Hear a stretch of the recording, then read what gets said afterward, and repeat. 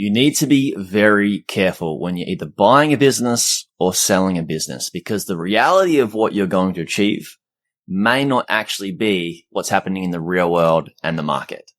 Hi, I'm Jaryd Krause, host of the Buying Online Businesses podcast, and today I'm speaking with Matt Frisca, who runs and owns the Transworld Business Advisory of the Grange and Tinley Park with his team of 9 agents and 1 administrative assistant focusing on Main Street and lower mid-market businesses. We're talking businesses from the 1 to 5 mil range. Their office typically sells about 20 businesses a year. They're working on 50 to 60 listings at the moment. And prior to joining Transworld, Matt worked in media for 15 years, 10 of those years with Disney Company and then ESPN, ABC, Radio Disney brands. And he's bought his first online business as a franchise and then moved on to helping people sell their businesses. His passion is in helping small business owners with their exits and getting them set up for a great exit. And in this podcast episode, Matt and I talk about the intricacies of selling a business and why some sellers don't get what they want and where their expectations may not actually be met, and what they need to do to understand where the market is actually at and why sellers fail selling their business. We also talk about why buyers fail to buy an online business. We talk about why they may not be actually attractive as a buyer, what their expectations may be if they're too high, and what's reality actually look like in the business market today. And then we also talk about SBA financing and can you really buy a business with no money down? What does that look like? What does the SBA look like in terms of today's date and moving forwards based on some of the changes that happened through COVID and reverting back to how we're buying businesses using financing through the SBA now, and what you need to be aware of if you're a seller or if you're a buyer, and can you be doing this with no money down, and what are the different ways and structures you can structure that? So there's a lot of value in this podcast episode. We talk about due diligence. If you haven't got my due diligence framework, it's what I use and my clients use to take the guesswork out of buying a business. Get it? There'll be a link in the description. It's free. Let's dive into the pod.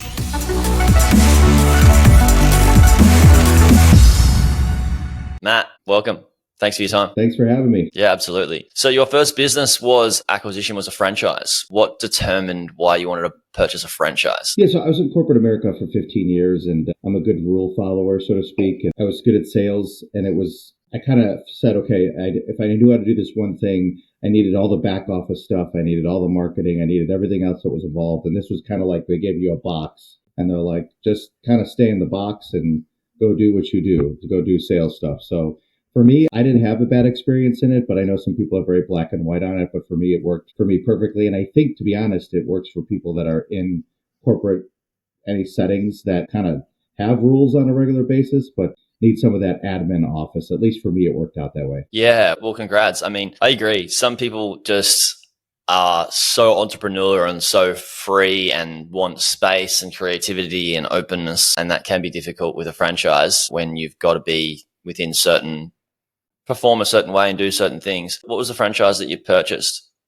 And why did you choose that particular franchise? Yeah, great question. I was in-home senior care. It was called Always Best Care. And 2 things. My mom's a nurse, and I was kind of like, hey, I'm going to buy this. And I basically made every mistake in the book in the first year and a half because I was trying to do that whole semi-absentee thing, trying to still get my corporate check, and hired somebody to run it. Didn't work out, but we did figure it out. And the part I liked about it as well was you didn't need 1,200 orders, 1,200 clients to make money. You needed like 50, right? 30 to 50 clients. And I was like, okay, and it was helping people, and, it's all that other fun stuff. I mean, you find out about all these other things with it later, but for whatever it's worth, that's specifically why I like helping people. You can't dodge aging, right? It's not going to go away. Yep. And again, it was something that I could do with my mom. She did some of the back end stuff for us as well.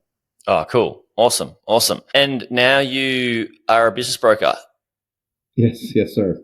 Yeah, and you've been doing that for quite a while, and you set up your own company. And what made you decide to leap into that? Yeah, to be honest, I sold my business with Transworld Business Advisors, and I went through that process, and I was like, listen, I had a decent broker that helped me out actually, but going through that process, there were definitely things that I was like, maybe I might do this a little bit differently. Maybe there was more information that I wanted to get through it. But then I also thought, like, I'm the poster child for this now, right? Like I bought a business, I sold the business, I got an SBA loan, paid off an SBA loan. And I just thought it was fascinating because I also was in B2B sales for years in corporate America. I mean, I worked for the Disney company for 10 of those 15 years, was at ESPN, my last stop before I got into my first business.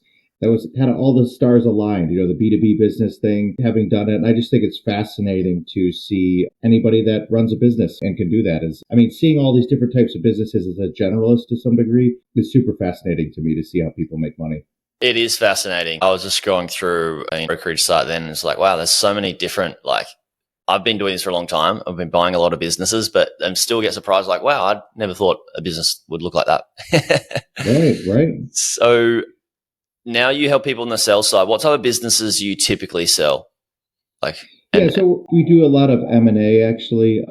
Main Street, I should say. So a lot of businesses under $5 million where you can still use the SBA actually to buy those businesses. Yeah. That's a dog in the background. In addition to that, so we do stuff where you can use an SBA loan in the States here to buy the business. We do some lower middle market deals where 5 to 10 million or 10 million plus that tie into that as well. But we're starting to see some verticals that are really popular right now. Small manufacturing is like white hot right now. Healthcare, people buying med spas like crazy. Education, daycare seem to be very popular right now as well. There's a lot of licensure that's involved in that. And service-based businesses, plumbing, HVAC, all the stuff that people are going to right now as well. Fire suppression business that we have. But those seem to be, I wouldn't say we 100% specialize on those, but I would say those are ones that we're seeing a lot of action right now today. Yeah, agreed. And do you do many online businesses at all? Do you help people sell many online businesses? And what sort of online businesses? Like, we talking e-com, FBA, we talking apps, SaaS, media businesses? What's that look like? Yeah, good question. So we've done some e-commerce, and it looks like we're going to get another round of e-commerce as well. I know SaaS, a lot of people are very interested in that vertical, right? Right. And I would say we know a couple brokers that are very specific to just that vertical. They do a ton of tech businesses. And it's not to say we wouldn't take 20 of them tomorrow if they came in front of us. It's just a matter of, it's a little bit of a different nuanced sale, and it's in high demand. It's in really high demand, and I know there's some of these sites that specifically they list online businesses, and I've seen a really mixed bag with these, to be honest, specifically on the e-commerce side, right? There was these people that were they'll just put up a site and they're like, oh, it's generating money. And it's like, yeah, but it's been up there for 2 minutes, right? So, it's kind of weird. We sold one that we really liked. It was in the wedding industry, and these ladies had done a great job. They got really great press and everything, and they just were done. Some of their Facebook advertising wasn't working, and they really, it wasn't a huge sale, but it was the person who took it over, I think, really knew what they were doing to be successful. Yeah, that's definitely my wheelhouse, these types of online businesses. And if you're buying an online business for 7 figures, you want it to be older than at least 1 year. Probably maybe even at least 2 years. And if you're wanting to acquire with SBA up to 5 mil, now you're going to want a 3 year, typically 2 to 3 years of tax return. So for a 7-figure business, you don't want to buy something that's been up there for not very long. And it's typically if the owner holds on to that type of online business, say it's an e-commerce brand, it's been around for a year. If they hold on to it for another year and a half, typically the multiple is going to be higher. It's a bit more established. They're going to get a better valuation with the business. So rather than just trying just start something and just pour a bunch of cash into it and then try cash out too fast, then the longer they hold it with performing, the better valuation they get, right? Yeah, and we actually, I forgot, we do have an online, it's kind of like a lead generator, and it's specifically in the restoration category, and that's a really unique business. They've been doing that for multiple years, actually. I like it a lot, although I know that what we find, this is the other part of selling his business, what we find is he has an advertising agency, right? So he knows what he's doing. He knows the Google algorithms as they change. He can move pretty quick. He's got a team that can make stuff happen. But if you don't know what you're doing or you don't have the right back end, that could be a disaster, right? Because that can change very quickly on the dime, actually. So we've had 150 people have checked in on that business, right? But the stumbling block is well, tell me how exactly you're managing it versus me managing it versus just being a smart person versus really understanding the nuances of all that. This is in my due diligence framework that I give out to people and we use, is one of the big questions for an e-commerce business is that if the business is ran like an e-com business and it's ran by the owner, where the owner is doing the digital marketing and they got experience doing the digital marketing, do you have the expertise and the confidence to provide the same results from the digital marketing as them? Or do you know somebody that you could hire in that could provide the same results or better? And so if anybody's buying any sort of size business, we need to be asking that question of like, well, can I produce the same results? If you're not an expert like the seller is, then do you know somebody that can produce that result? Now, sometimes there's those businesses, typically in the 7-figure range, where they've got an agency running the ads for them. That's the same, the same owner can take over that business and have the same agency run the business. There's less risk in that. But specifically, the risk of single source dependency of the owner, that's a big one. Where do you start to see that play in terms of like, do you say after the 5-figure range, like 6-figure range, you see less owners doing the digital marketing? Yeah, that's fair. I think that's a good assessment of it. But then because there's a part of this where they say, well, you can use our back end office, right? You can use our folks if you want to for a certain period of time. But obviously that erodes at the net cash flow to some degree. Hugely. But, I mean, wouldn't be, but it's not the end of the world, right? It's just a matter of pinpointing to say, he has these some of these folks that are outsourced, right, that are doing some of this work, and it's a little hard to pinpoint. Okay, how many hours exactly, and who exactly, and how many people are going to be needed to actually run the back end of this, right? If you're not doing it and you're using some other services, exactly. And I think because it's baked into a digital advertising agency, it's kind of like they're using these people for everything. So it's tougher to say this particular asset has this amount of hours, this amount of people. I mean, there's a vague semblance of what it is, but I think it's tough for the seller to drill it down a little bit.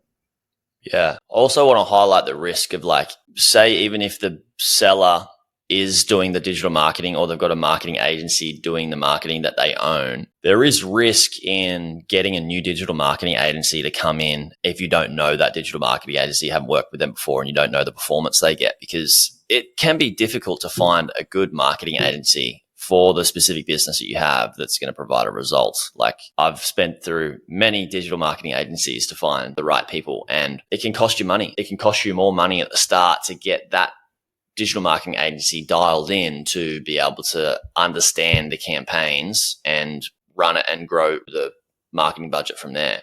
100%. Now, yeah. So if it's the online businesses that you're selling, which is probably just a portion of the businesses that you're doing through your brokerage there, what is it, mostly e-com? It's mostly e-com or lead generation, actually, is what we're the other one that we have right now. Can you give us some examples of some of the lead generation businesses? Are they getting most of their traffic through organic, or is it, what does that look like? No, you're absolutely. They do get a decent amount through organic, and they do a pretty good job with that. And they're across the country. And I think this particular operator, this seller, is really good because they don't want to oversaturate it, right? If they're truly committing to somebody that's paying this fee or this paying per lead instead of a base fee, and then they pay for lead on top of that, I think he's a good person that he's not trying to put like 6 people in one geographic area, right? He seems to kind of know what he's doing to space that out enough to make sure that it's efficient enough for the person that's actually paying to be part of that as a client. And I think that's important. I think it's important for somebody to realize that. So, and he's had some good franchisors that have bought in on this too, and that's kind of how it started. Actually, there was a franchisor that was using this particular person. He was getting a lot of leads, and then the franchisor is like, I'm going to try to create my own, right? And then there's still franchisees that are like, yeah, but that's not working, so I still want to work with you, right? I still want to buy your leads if I can. Yeah. Proof that leads are good quality leads. So what sort of franchisees are they working with? What sort of leads are they generating? Is it like lawn care and? Yeah, this one's tied to like the remediation business. So restoration, disaster repair, like anything where if something happens and you're going to get that first lead where somebody's calling you, that's the one that this is tied to. Right. Cool. Interesting. Yeah. And are they running ads for that to get leads as well, or are they just content, like doing content marketing? Majority is content. If anything, they're doing a little bit. And obviously you're seeing now and again, I will be the first one to claim that I am no master whatsoever in the running online businesses whatsoever. But you're seeing that it's almost a thing of a past already, right? I mean, the way the results come up now, and they don't want you to go away from Google whatsoever. A lot of the pay-per-click or the AdWords stuff is probably 2 or 3 times more expensive now, right, to run those ads based on how those search results are coming up now. Yeah, advertising costs keep going up because the competition keeps going up. That's how it actually works, is the supply and demand with everything. I want to ask you around the complexities of, like, on the sell side, what are some of the things that cause businesses like to not sell? Yeah, so there's or an acquisition to just fail. Yeah. I'd say it's three things always, and I can't remember where I heard this from, but I just thought it's perfect. So you have to have a motivated seller, right? That's number one. Somebody who actually is like, yes, I do want to sell my business, and they're not saying like every 5 minutes, well, it should be more, or I don't know, or I'm having a good quarter right now, so I'm going to price it better. Two is financials, right? Messy financials are always they're tough.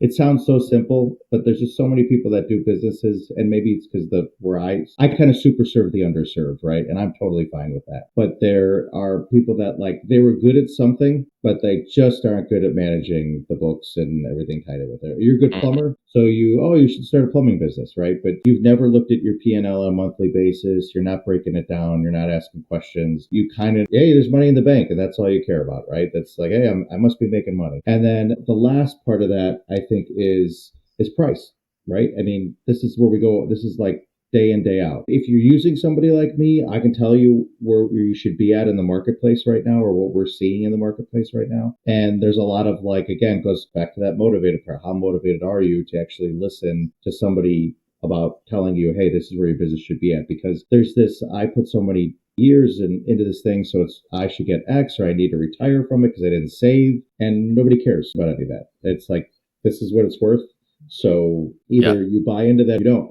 And you can price, it's like your house, right? You can price it at whatever you want. But bottom line is like, is it a listing, or are we actually going to sell a business, right? So we go through that like quite a bit. Right. Yeah. You really want that motivated seller to be open to the price and where the market's at, not just stuck with a certain figure in their head and they're not being realistic because the market's not there and the business is not worth what they perceive it to be. Right. That can be very frustrating. Now, talking of frustration, what's the difference between selling a business to somebody acquiring with SBA versus not? The reason I ask this is from the lens of like, what's important for somebody that's acquiring a business through SBA to know for the sell side, to just understand what they're going through? Yeah, absolutely. So we do refer to it as the colonoscopy, because that is what you are getting when you go through the SBA process. Exactly. You're going to need, so when we always do a SIM, it's always 3 years of tax returns, 3 years of P&L, recent balance sheet, right? So those all have to match, right? So it can't be, I know some of these businesses with cash and like the tax returns looks like this and the P&L looks like this. Like that's where we want to see that nonsense like right away to know. And if your top line number works, well, that's a good start, right? It's that if there's a lot of wacky expenses that don't show up on the tax return, but they're on the P&L. And I get it. Small businesses, they want to minimize their taxes as much as they can. I'm not the IRS. I'm making no judgment call on anybody right now.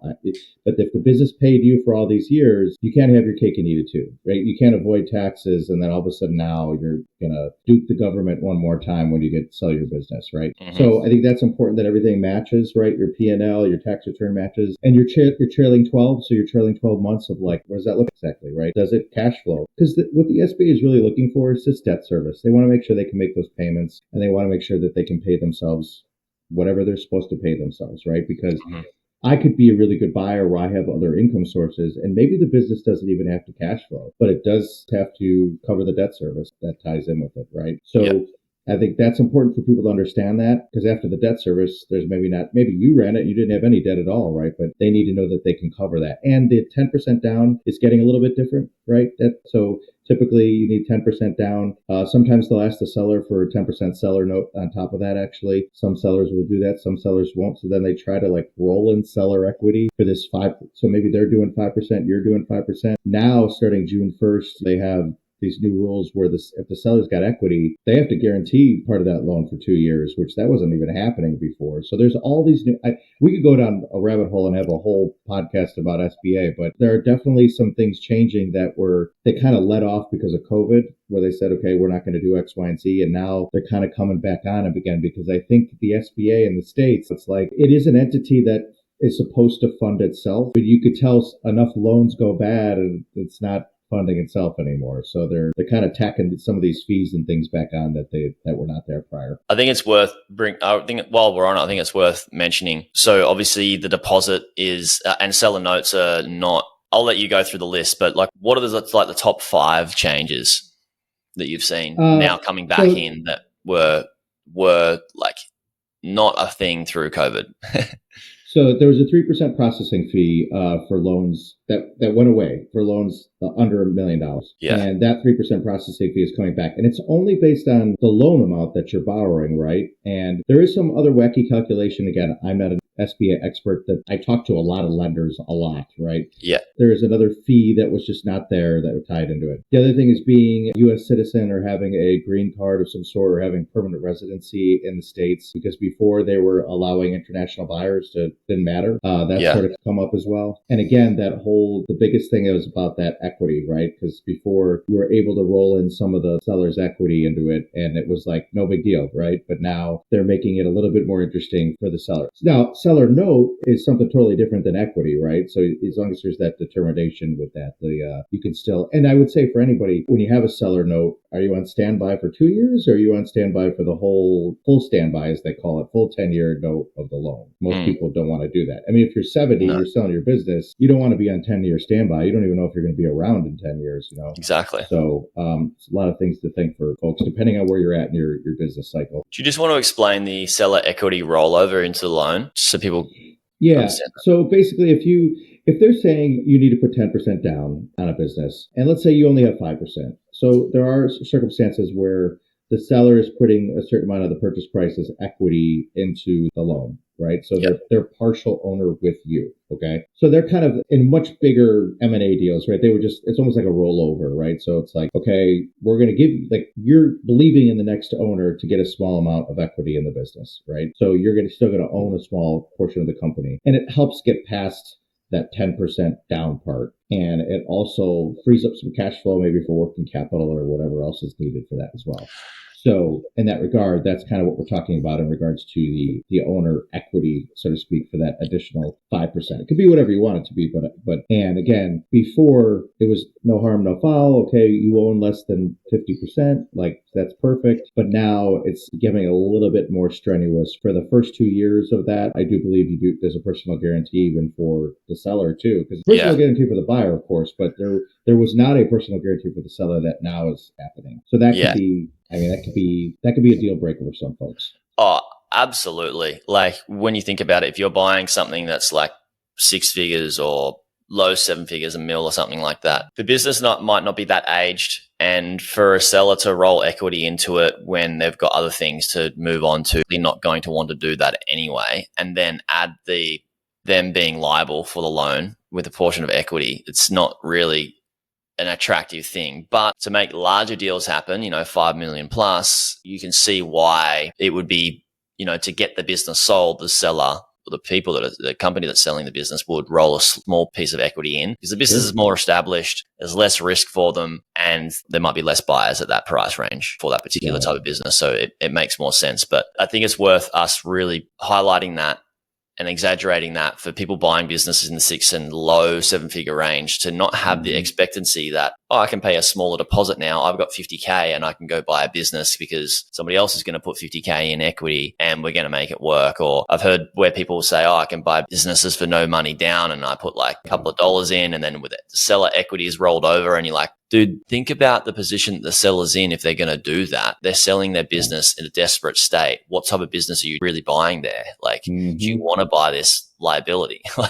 Even though that you're putting a couple of dollars down, you've still got a lot of liability there, as do they. So as just can be a recipe for disaster. And I just want people to be a bit more realistic around acquiring businesses with finance or without finance, compared to what sort of media is out there selling you the dream that might not exist. Right? Have you had people approach you trying to buy business for no money, and you're just like, what do you think this is, man? Like every day. Well, the other part is time. It's like, well, how much time do you have to run this? Well, I just want something absentee. It's like, well, if we could all do something absentee, everybody would buy a business every day. You know what I mean? To say that you don't have to run it. Now, I get it that if you want a mature business that has management in place or some of that, but then it's going to be a bigger business to begin with, right? And the other part that makes me chuckle outside of the no money down is like the evil internet talking at you, right? On that regular basis. But also it's like, have you run anything? Have you managed anything before? And I'm not saying, you got to start somewhere. I get that, right? Correct. Yeah. But start with something that isn't as crazy. I just see these people that are like, literally, I see it in school, or they pay money to go out and get like these searchers that are like, oh, it's got to be $1 million in EBITDA or else I'm not interested. I'm like, okay, well, that's a strategy. But I'm like, have you run anything at all? And now you're going to buy a $5 million business and you've never run anything, and you're $5 million on the hook right now. Like, that's terrifying. That's absolutely terrifying based on the fact that if you've tried your craft at something, or like, hey, I've had a little success over here. And that's what I say is like, there's a lot of good businesses that maybe don't spit off $1 million in EBITDA, right? That are great businesses. And I think sometimes they get overlooked. And even private equity is swooping down to our level to do they these are. tack-ons, you know what I mean? Yeah. So it's like something's working. Yeah, well, I mean, I'm not like in the 8-9 figure range advising people to buy those sorts of businesses yet, but you can see that once those larger businesses and private equity have purchased maybe one or two great businesses, it can be worth them buying very profitable businesses for a couple of mil under the 5 mil range, because they're lean and they don't have these massive organizations and they don't have a large team, a lot of expenses. They can tack these businesses on and run them parallel, which props up their 30, 40, 50, $100 million business, because they can buy 5 of these things that are running parallel and buying out market cap, which is a totally different strategy for most people listening to this podcast. But it's interesting to understand that that's what some buyers are up against when they're bidding on something for a couple of mil. You can be up against these guys that can come in and be like, look, I'll put 50% down and then do 50% financing with the SBA, and we can get it done pretty fast because we've got this other SPV we can put that on the line there, and that can be showcase our credit worthiness. And then you got these people coming in with like, oh, I've got like 50 grand or 100 grand. Like, can I buy a $3 million business with that? And you're like, dude, like, do you know who is out there in the market? Yeah, exactly. Well, and you got to figure good businesses with good financials sell really quick, right? So it's I know there's people that do these whole things against brokers and don't work with a broker and all that, the brokers are the devil and all this stuff. Like, I got it. But I will say, I've taken the time to put all of this together in a nice, pretty package to make sure that makes sense for you, for the buyer, right? To really be like, I've done the math already. You know what I mean? I agree. It's crazy. On the buy side for me, I prefer working with brokers because it makes it easier and I'm not paying the bill. Yeah, right. Exactly. Why would a broker be not wanting to purchase through? I mean, why would a buyer not want to purchase through a broker? That's crazy. Yes, maybe there's a little bit more competition, but you've got the data room ready. You've got the financials set up. You've got the seller ready. Buying an off-market deal, I mean, it can sound great because everyone's like, you should buy off-market and you can get cheaper deals, but it's not easier. It's typically a lot more education through the SBA process to get the seller ready for that. I've seen some really wacky stuff lately, actually. We had a company that just spent, it was like $1 million transaction, right? But they had spent, they must have spent $100 grand on Q of E for $1 million company because they were private equity backed. And they did Q of E, they did insurance due diligence, tax due diligence, all this stuff. And it was crazy, right? So that also is what you're up against, where it's a good category, good vertical. And these people just throw money at this to check all the boxes, to make sure it matches what they're looking for. Yeah, absolutely. So in regards to that, say somebody buying a business under 5 mil, what other things do they need to consider and think about that they're up against, or be ready for? Like, be a good buyer. Like, have your be an attractive together. Buyer. That's what I like to call it. Just get your pre-quals. I pre-qual every deal we can, right? I go to the bank. I get 3 or 4 or 5 pre-quals from them. And I'm like, look, so the buyer's like, okay, look, call one of these banks. They'll all do the deal. All of them will do the deal if you want to do this thing, right? But you yourself should understand with your personal financial sheet, like when you give it to the bank, hey, I'm looking to buy something in this range. Can I do that? And does this make sense for me, right? Having your pre-qual from the bank ready to go. I love when they put like a little PDF together. It's like, hey, here's our strategy. Here's our background. I have a website.